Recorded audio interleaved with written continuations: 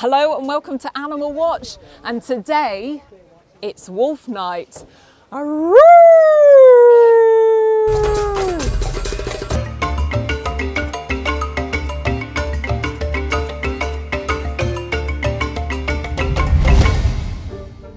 Today I am meeting 3 European wolves cared for by Pia and her colleagues, finding out more about their story and taking part in Wolf Night, an annual event hosted by Paradise Park in order to raise valuable money for wolf conservation in the wild.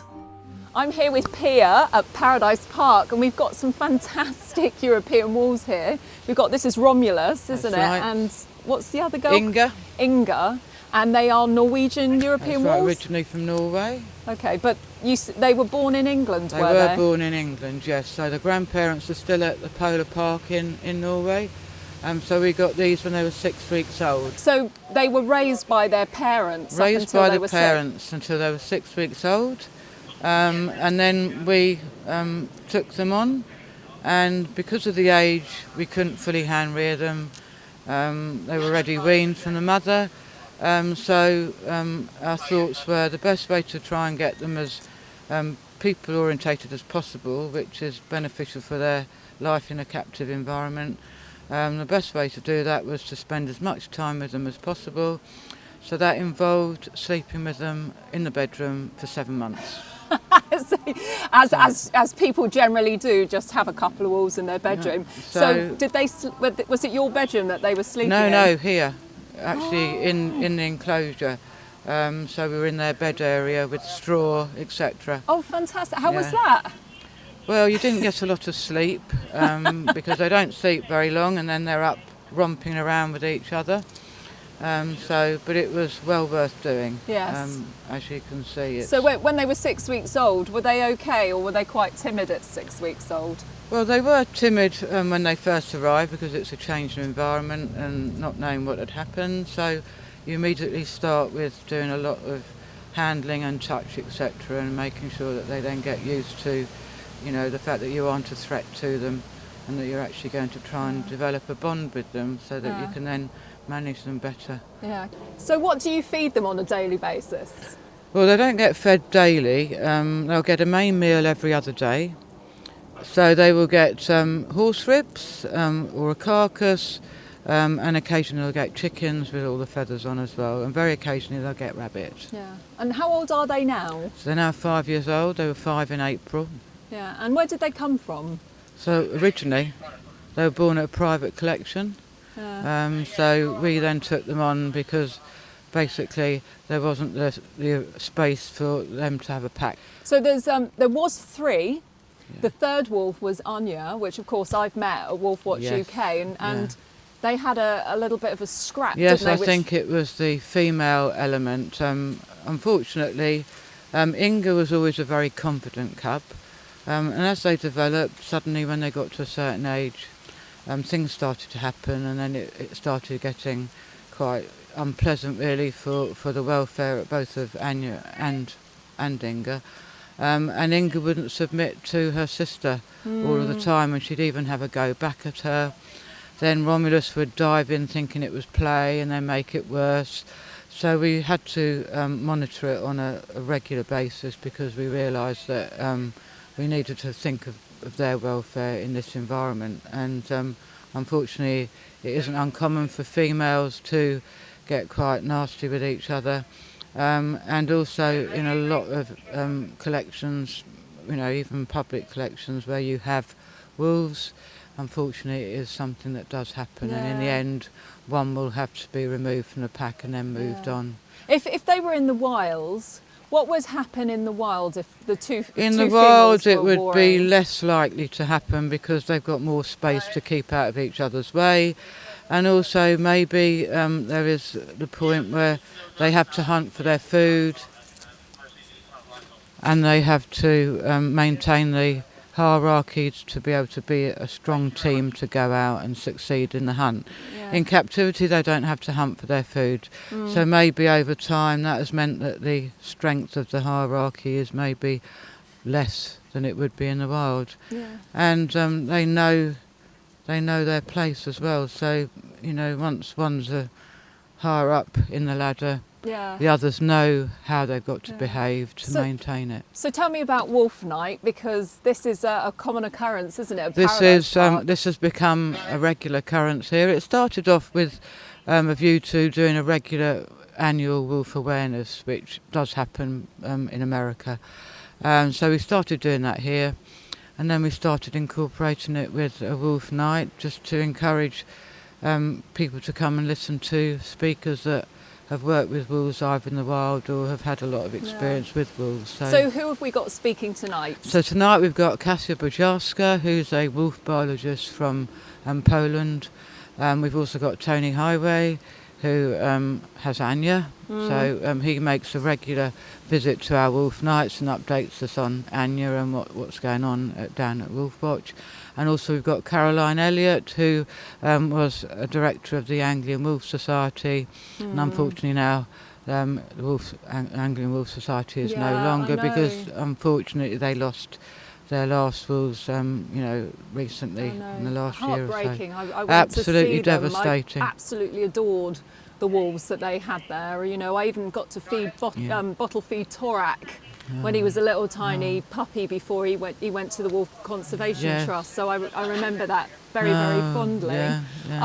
But you've got another wolf which we're going to meet later on as well. Who's this? That's Misha. She's our oldest one now. She's 16 and she's fully hand-reared. So she was hand-reared from 10 days old, and she was actually one of 10 cubs where she was born. Yeah, was that Wildwoods? So that was at Wildwood, yes. So we have had her all that time. Yeah, and you can get in. So we still go in with her. She enjoys interaction. And she's just a stunning looking wolf as well. Oh, well, I can't wait till hopefully the weather will hold up. Yes, we're not very lucky with the weather at the moment. We've got Storm Brian. Oh my goodness, Yes. I mean, have you ever thought of a more ridiculous name? But Storm Brian is passing over right now, so hopefully the evening will go well, and the money that you raise from this evening goes towards your conservation efforts, isn't it, with the Iberian wolf and also the Croatian wolf, isn't it? We did the Croatian, yes, and then hopefully we also have done a Spanish project over in Spain, in northern Spain, and then this year hopefully it will be Polish, as we've got our main speaker coming over from Poland. And it's worth it, because the wolf is making a magnificent comeback across Europe, but people aren't very accepting of the fact that it's making a comeback. So already people are, on edge, suggesting about going out and hunting the wolves again. It doesn't take much to create that sort of reaction, unfortunately. Yes. Oh well. So anyway, I'm looking forward to this evening, and yes, fantastic. So I'm glad that also you've managed to get up close and personal with these two. Yes, and hopefully at some point I can come back and feed them as well, which will be wonderful. It'll be a pleasure. All right, thank you so much. Okay. After speaking with Pia, it was time to head over to the other enclosure to meet Misha, one of their older resident European wolves, for enrichment feeding time, Halloween style. So let's see if she's going to decide how she's going to get in. She's got a nice cut-out paw print on the front corner.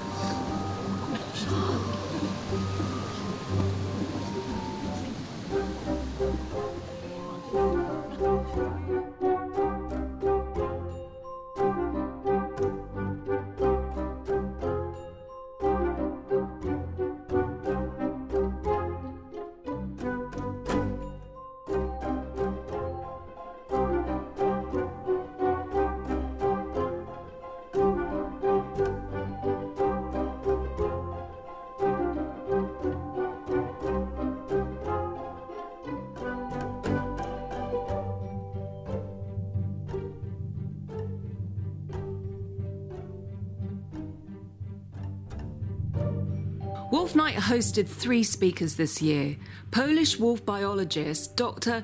Katarzyna Bojarska, my dear friend Tony Hayway of Wolf Watch UK, and Caroline Elliott of the Anglian Wolf Society, the place where I first lost my heart to wolves.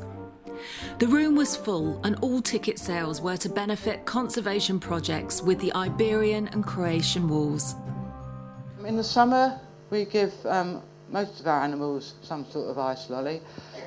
Misha has a sardine ice lolly normally, and she absolutely loves it because it's got her favourite sardines on the top.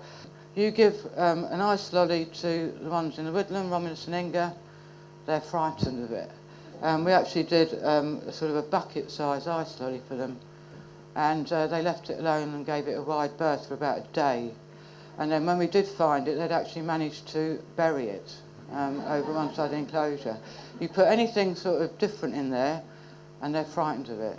You can put an egg box in there with some really nice stuff in for enrichment, and they will not go near it for absolutely ages of at all. But the next picture will show, you take a wheelbarrow in there, Romulus absolutely finds it fascinating, straight over to it, sniffing it and everything else.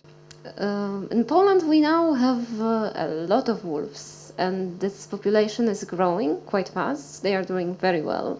They are reclaiming their former territories. The problem is that those lands has changed in the meanwhile. So they are now densely populated, and of course they don't look naturally at all.